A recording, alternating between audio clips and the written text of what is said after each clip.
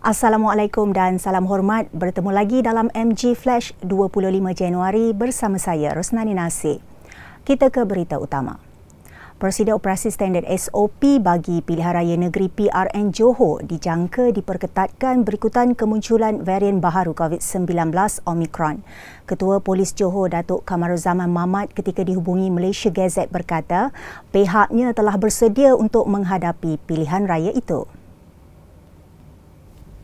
Bagaimanapun menurut beliau, pihak Polis Johor akan menunggu keputusan Majlis Keselamatan Negara MKN sebelum melaksanakan sebarang SOP berkaitan pilihan raya. Sementara itu, Datuk Kamaruzaman berkata pihaknya akan memberi tumpuan di setiap lokasi pada PRN bagi memastikan tiada insiden tidak diingini berlaku.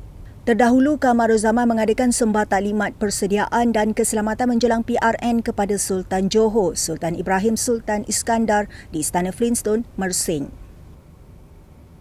Baik, kita ke berita seterusnya. Sebanyak 10 lagi kes kematian akibat jangkitan COVID-19 dilaporkan setakat tengah malam tadi. Kementerian Kesihatan Malaysia KKM berkata daripada jumlah itu, 1 kes meninggal dunia di luar kemudahan hospital.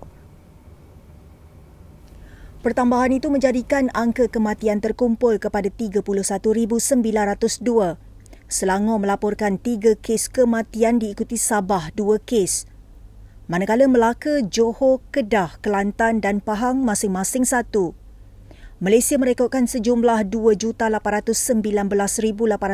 kes positif COVID-19 setakat semalam. Tambahnya jumlah kes aktif turut meningkat kepada 45,208 termasuk 2,762 kes menerima rawatan di hospital. Daripada jumlah tersebut, 81 kes dirawat di unit rawat terapi dengan 62 kes memerlukan alat bantuan pernafasan. Berita berikutnya. Kebenaran kepada guru tadika Jabatan Kemajuan Masyarakat KEMAS terlibat dalam politik dilihat tidak akan menimbulkan banyak masalah kerana ianya telah diamalkan sebelum ini. Menteri Pembangunan Luar Bandar Datuk Seri Makzir Khalid berkata, hal ini kerana guru dan penyelia KEMAS bukanlah daripada kategori grade DG seperti guru-guru di bawah Kementerian Pendidikan Malaysia KPM.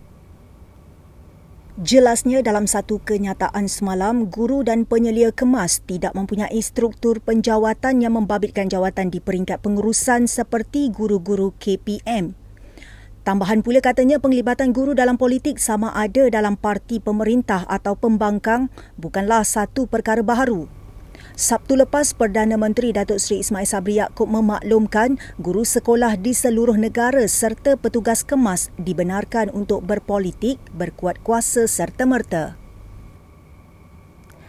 Taman Sri Muda Seksyen 25 Shah Alam sekali lagi dilanda banjir susulan hujan lebat sejak 4 petang semalam. Bagaimanapun, banjir kilat itu mulai surut kira-kira sejam kemudian dan tiada penduduk dipindahkan ke Pusat Pemindahan Sementara PPS. Pengarah Jabatan Bomba dan Penyelamat JBPM Selangor Nur Azam Khamis berkata, longkang tersumbat menjadi punca air bertakung di beberapa kawasan berikutan hujan lebat petang semalam. Tambahnya, pihak Bomba Shah Alam juga telah turun ke lokasi berisiko tinggi untuk membuat tinjauan. Tinjauan bernama mendapati antara jalan utama seperti Persiaran Budiman serta Bulatan Budiman berhampiran kawasan jambatan di Taman Sri Muda Seksyen 25 yang terkesan teruk akibat banjir pada 19 Disember lepas masih dapat dilalui oleh kenderaan dan pihak polis kelihatan melakukan rondaan bagi memastikan keadaan selamat serta terkawal. Beberapa penduduk Taman Sri Muda juga kelihatan mengambil langkah berjaga-jaga dengan meletakkan kenderaan mereka di atas jambatan berkenaan.